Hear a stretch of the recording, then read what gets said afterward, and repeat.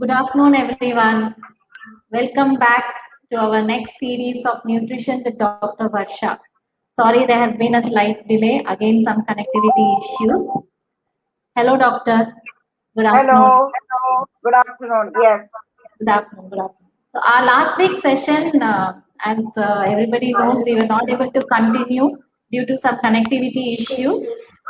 But somehow we did manage to answer all the questions that they had asked related to the first episode. And we also have posted the same answers in our FB page. So, without any further delay, we will move on to our second episode today, and the topic is responsive parenting. And in this episode, our doctor will be talking little bit about how, as a parent, you can be involved in your child's nutrition habits, and also it will give us a perspective of how to make a child eat healthy and happily without being stressed. So, over to you, doctor.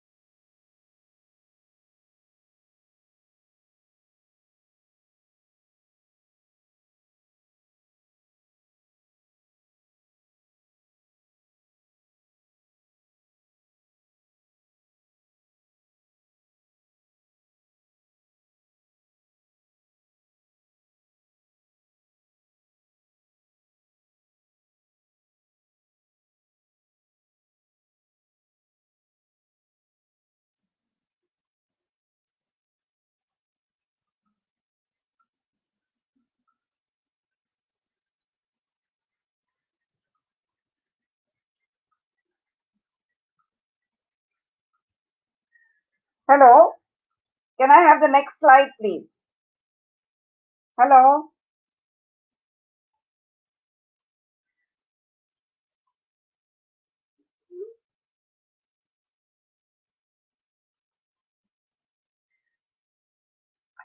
hello.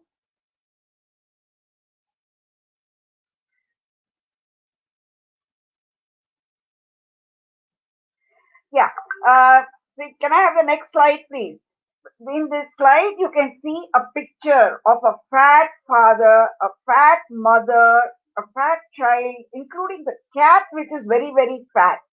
Now, why is the cat also so fat? Is because the whole family, as a unit, is doing something which is, uh, response to what is happening. So, I want you to remember this picture in mind. A family that is together is actually mirroring how each one of them is. So, you can't always blame the child and say that, my child alone is a problem. Somewhere the whole family is going wrong. So the objective of this session is to educate the parent on the difference between imposing versus supporting autonomy in the child. You need to understand that you should not be pushing your child to do something.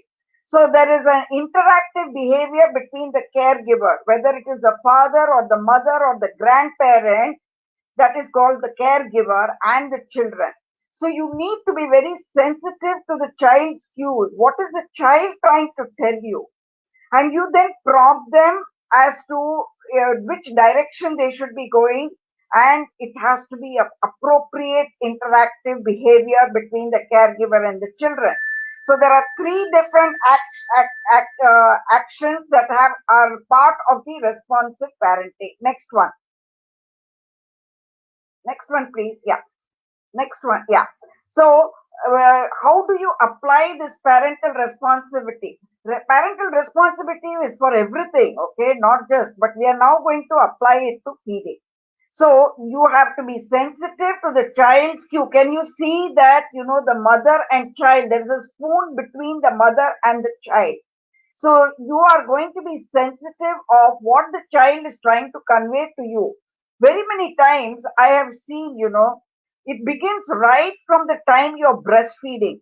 A mother is breastfeeding the child and she's busy. Nowadays, they are very much busy on their own phones, looking at, scrolling through their own programs or talking to somebody or something. This is what I'm trying to make you understand, that you are not sensitive to the child's cue because you are so busy doing what you're wanting to do as such. And not only be sensitive, you have to respond to the child's cues by prompting them. And when I say appropriate, it will be in relation to the development and age, the culture, and the situation. Now let me again explain this appropriate according to culture. It is never seen anywhere else except in the south, that the mother would be standing with the child outside near either the window or near the door, okay, and then the mother keeps on saying ka ka ka ka ka and invites the crow, and it is almost telling the child, prompting the child, that if you're not going to open your mouth, the crow is going to take away the food. Now you understand what I'm trying to say, that there is a culture, the situation, and it is according to the development and the age. But nowadays, what we find is we are not looking at the child's sensitivity nor to the child's response, and we are just trying to push them into eating. So, this is what you need to understand on how you will apply the parental responsibility to the feeding factor. Next one. Next one. Yeah. So, giving children responsibility does not mean you give children whatever they want. Okay, you can let the child be in charge of what they want whenever they want it. You can give them certain amount it, but not always. For example, you think of an echo. When a child, listens to the last word. Suppose you were to ask a child, Kanna, ina சாப்பிடுவ? Are you going to eat idli or dosa?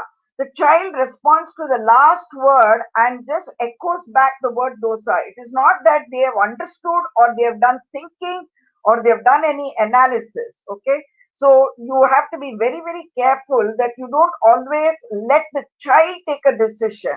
All right. In the first session itself, I told you the demarcation between what the parent is supposed to do and what the child is supposed to do.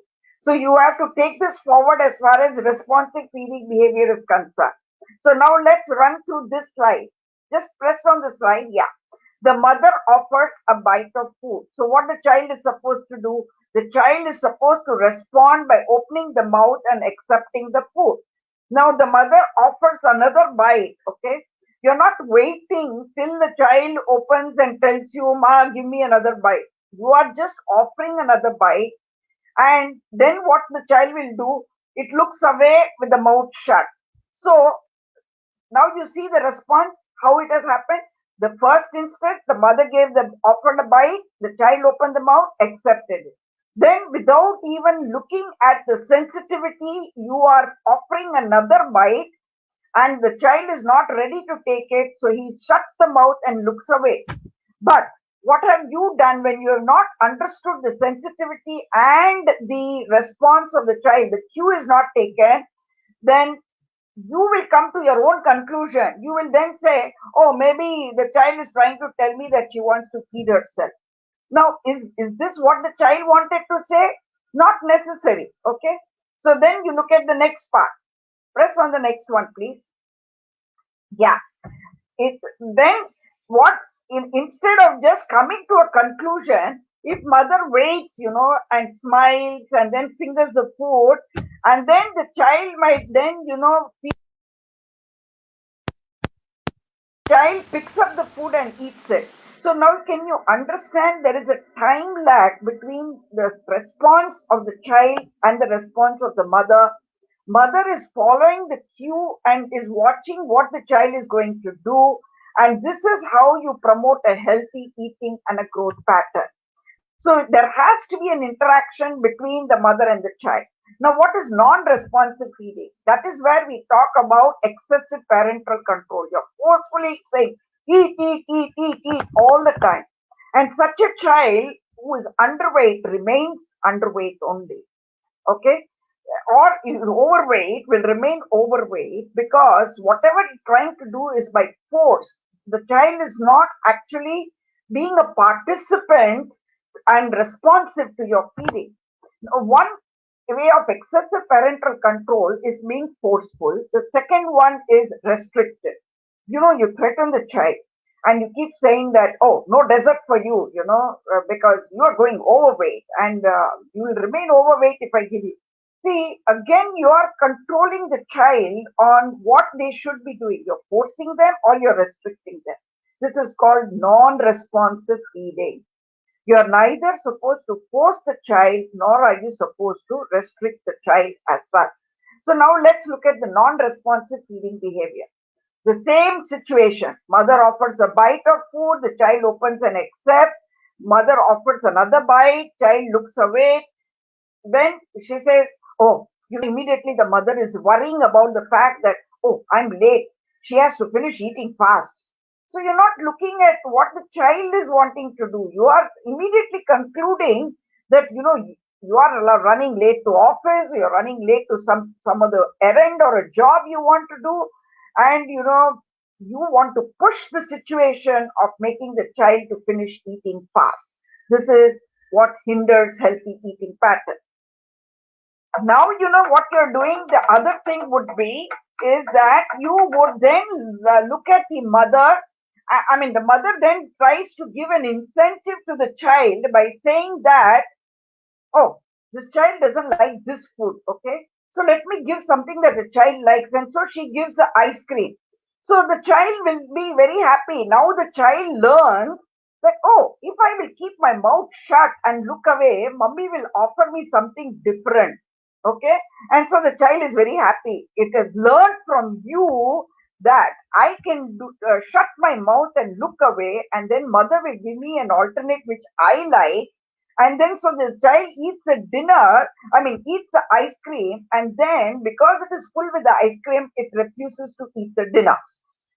So now you understand that how your own action or wrong action will precipitate a situation which will hinder healthy eating and growing pattern. This is called as non-responsive one.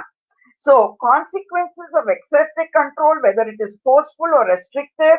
What does forceful do? It overrides the internal regulation. It reduces the desire for food that is being forced. Increases likelihood of subsequent food refusal. All these are a possibility. If you are a restrictive parent, it increases desire for food that is being restricted, increases disinhibited eating in the absence of hunger. So when I get it, I rather eat it because then mommy will not give it to me. So this is where you need to understand both of them give a wrong response or a wrong conclusion or a wrong action on the part of the child. So what you're required to do when it comes to reciprocity of feeding is that you need to balance between the caregiver and the child. So when the child opens the mouth and accepts, then you offer another bite. Okay. Then when the child looks away and shuts the mouth, you wait.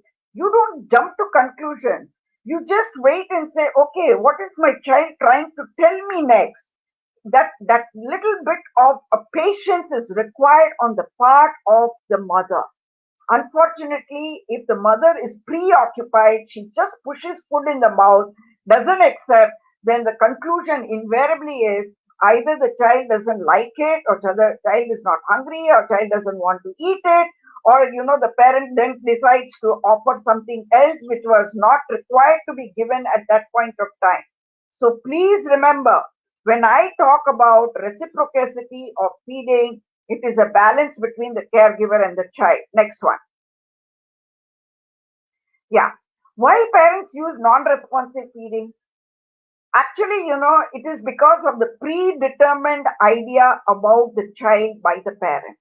If the parent is concerned regarding the child size, oh, my child is either too thin or too heavy, that determines on how they will want to sort of push the issue on either forceful feeding. If you think the child is too thin, you're forcing them to eat more. If you think the child is too heavy, then you will be restrictive also in terms of whether you can give something or not. Okay, that is one way. The second way of doing a non-responsive feeding is concern regarding child's eating behavior. All the time the mother feels that the child is eating too much or the child is not eating enough. It is again the decision of the mother or the caregiver, not necessarily the right situation as such. Most of the time, I find that parents are either forcing because they feel that the child is not eaten enough, or they will stop the child from eating by saying that, oh, you're eating too much all the time. The third concern is regarding the child's temperament. If the child is difficult or easily distracted or the child will get upset, this is what bothers and dictates to the parent on basis of the child's temperament on how they should accommodate, how they should adjust. Another one is the concern regarding child's health. Sick won't eat without parent insisting or giving favorite foods. This is a interaction that has been created between the caregiver and the child, where if the child says, "Oh, if I will faint sick," and most of you would have known this, that a child will talk of stomach pain, and then you will say, "Oh, then I'll give this instead of that." The favorite food that the child wants would come up because you are already concerned that the child is not well. And many times I find parents themselves taking a decision, oh, when he's sick, then I don't bother about it because I know he doesn't like it. No, that's not a right way of looking at things. One more attitude is regarding the child's competence. Too immature or incompetent to self-feed. Now, this is a conclusion that the parent takes, and they don't want the table to be made messy. They don't want the food to be thrown around and all these things. Now, whose decision was this? It was the parents, not the child. The parent has decided the child is not competent and they want to keep on feeding the child. I have seen even a 4-year or a 5-year-old. Why? I've seen even a teenager being fed by a parent because the child was never allowed to become competent, and the parent continues to believe that the child is incompetent. And the last one, but not least, is regarding food availability, waste, spillage, time, everything put together. So these are, now you can understand that as a parent, you are almost using multiple of these that I have enumerated here as the non-responsive feeding pattern as far as your child is concerned. Next one. Okay, so what are my tips to the parents? Keep distractions, that is TV, etc., to a minimum during meal times. Let the child concentrate. They need to understand the texture. They need to understand the flavor. They need to understand the aroma. They need to understand a whole lot of gamut of things, because we are not eating just food by taking it in a hand and putting it in the mouth, or you're pushing it into the mouth. The eyes perceive color, and something very attractive to the eye is very, very pleasing, and the child wants to eat, learns to eat. We'll look at a red apple and we'll say, oh, this looks lovely color, and we want to eat it. Similarly, we eat through the nose, the aroma, the smell, the that comes across to the child. It attracts the child and says, okay, so the child is eating through the nose. The child is eating through the ear. How? Because, they love eating chips. They like eating fried things because they make a nice crackling sound. And so they also eat through the ears. They also eat it by tasting food. That is why a child, a toddler wants everything. I remember when I said the nutritional maturation in my first episode, where I took you across and said, everything goes into the mouth. Why? They learn and explore the whole world by tasting it. So we are also eating through the taste buds. Now, if all your olfactory, all your systems are coming into play, it's not just a question of putting it into mouth and filling your stomach. So you must allow all these factors to come into play for a child to understand and say. I say that when you start weaning and the importance of mother tongue, even by hearing what the mother says makes a big difference. When the mother says, I'm giving you katrika sambar, vengayam, chutney, the child doesn't know the language to begin with, but it associates a taste, a flavor, and something, an identity with the food with which the mother has said some word. And this is what is important. So please keep distractions away from the child during meal time and allow toddlers to practice self-feeding skills and to experience new foods and textures, no matter how messy they are, as they progress in their eating thing. So this is very, very important. Responsive parenting begins right from the time they are into the weaning out from milk drinking and coming into it. But please remember what I showed you in the beginning is also important as far as breastfeeding is concerned, because very many times the mother is distracted thinking whatever she wants to do, or worries about something, and is not very, very interested in knowing what the child is trying to communicate. Now, please remember the risk of choking is very high at these young age when we are actually trying to get into responsive parenting. Toddlers should always be seated during meals and snacks, high chair or booster seat with the family. Don't walk around, or don't let them be reclined in the way they are eating, or don't try pushing food into their mouth when they are lying down. Please do not do that, because the risk of choking is very high. What are the types of foods that may cause choking? Hard candy. Very many times, we like to put chocolate in the child's mouth, or give them a popcorn, or give a nut, okay, whole grapes, because they are very soft. This should not be served to a child less than 2 years of age. Now, you will tell me that why am I emphasizing on this at this point of time? I always also say one more statement to you. In Tamil, it is said, "Tottilla vanda parakam surkaadu varikam povu." Whatever is taught in the cradle, that is at a young age, is going to go for your lifetime, right up till your graveyard. So if a mother has not, or a parent has not invested good time in responsive feeding, all bad habits are created in the child's mind, and this continues with them till the end of their lives. So the next slide, please. That's okay. You carry on. So to promote good attitudes about food and good nutrition, it is important for your meals to be significant and pleasant. What do I mean by significant? The meal on table. Someone in household has planned, purchased, prepared food, family showed up to eat the meal, pay attention to it, spend some time over it. This is a family that eats together, lives together. So don't treat your child, okay? I know that I'm addressing parents of Ekadaksha. I know that your child is very unique. All children are, but your has got also some special requirement. But if you remember the significance of this, you would inculcate even in your child. It will take a little longer time for you to meet the milestone, but nevertheless, your child will learn the right thing. And believe me, a child that watches how the grandparents eat, how the parents eat, learn to do so by mimicry. They learn to follow the elders. So I always repeatedly say, a child knows what the grandparent or the parent doesn't like, or likes, okay? But neither of these elder people ever know what exactly the child likes or wants. That's because you have not been following responsive feeding. And then the next important thing to promote good attitude is the pleasant situation. Don't argue, don't fight, don't scold the child at that point of time.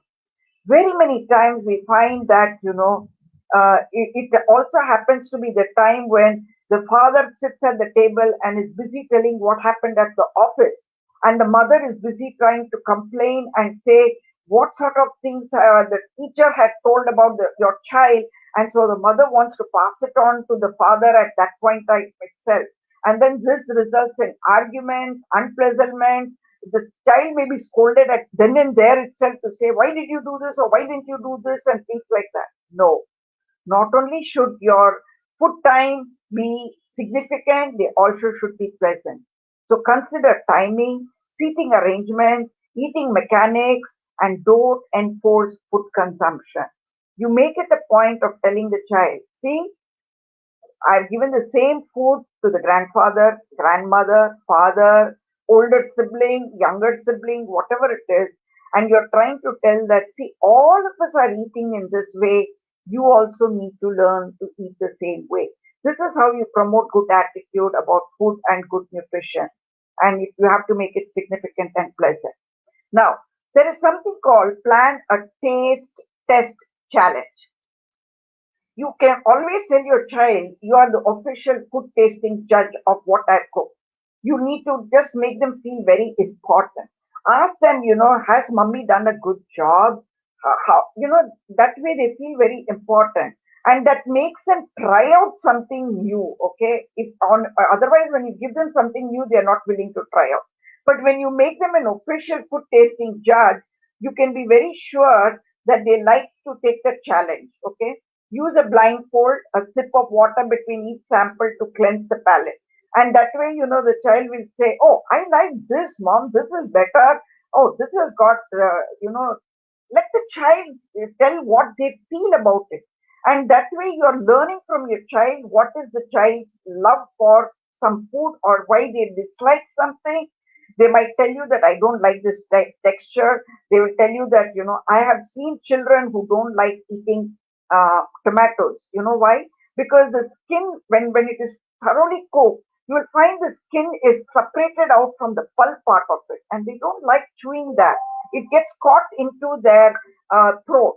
So you need to understand that if you are teaching a child on this, they are able to understand how they respond to a particular texture or taste or flavor or an aroma, and then on basis of that you can make an adjustment on how they like it.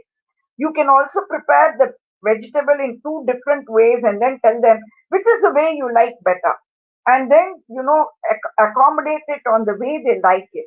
Now I do remember my grandmother doing this very frequently. You know what she used to do? She used to cook, having understood what I like and what my siblings like. It is not that always I got the food cooked only my way. It was sometimes the way my siblings liked it, the way my sister liked it, the way my grandfather liked it. And so, I was told that, see, today, I made what you like, okay? Eat as much as you want. And though, your sister doesn't like it, but she's going to eat it because it is your day today. And tomorrow, when I do it her way, then you let her enjoy and you must learn to eat it too. This was a nice lesson because it's not that you always cook the way they like. Each one of us likes it. That we are not running a hotel. We cannot run different cooking sessions for different people. So you have to teach this by using a taste test challenge to them. Not everything will taste good, but the goal is to follow the one bite rule by tasting at least one bite, and that will get them addicted and hooked on to continue eating the same food over a period of time. Next one. Okay, now I want to highlight to you on the toddler silhouette scale. Now, what does this mean? How is a parent's perception and satisfaction comes into play is highlighted here.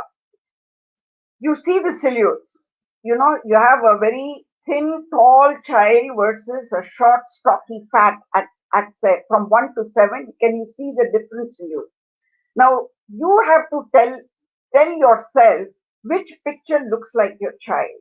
Okay, and then you need to compare the actual body size to determine your perception, and this is what would let you that this is the difference in a measure of satisfaction, what you perceive and what actually is the body size, and then that will help you understand whether you are satisfied with your child or not satisfied with the child. What I'm trying to basically make you understand. Press on the thing and you will find. Yeah. If you will look at it, next one please. Yeah. between the two, you are supposed to understand that, okay, my child is at the moment at number one, and but my idea was that my child should be, but now please see the difference. You will see that while the child is looking broader on the breadth side, they look shorter. Actually, they're all same, but because of the body weight part of it, the height makes a difference. So please understand that what you perceive and what actually the situation is, whatever is the difference is the one that helps you understand whether you're satisfied or dissatisfied. But it is not just a conclusion that you should come to by imagination. You must have something in front of you to make you understand that as a parent, responsive parenting means not enforcing, not forcing, not being restrictive, but looking at the cues that your child is giving and taking them forward. Okay, so I really hope that you have understood what exactly is responsive parenting, and having given you the emphasis on how you need to interact with your child, we will move on in the third session with what are the nutritional principles. There was somebody who was wanting to, fast track and ask me on RDA and all that. Please don't get lost in all these words. You need to understand practical way of how you will handle the child at hand. Okay, things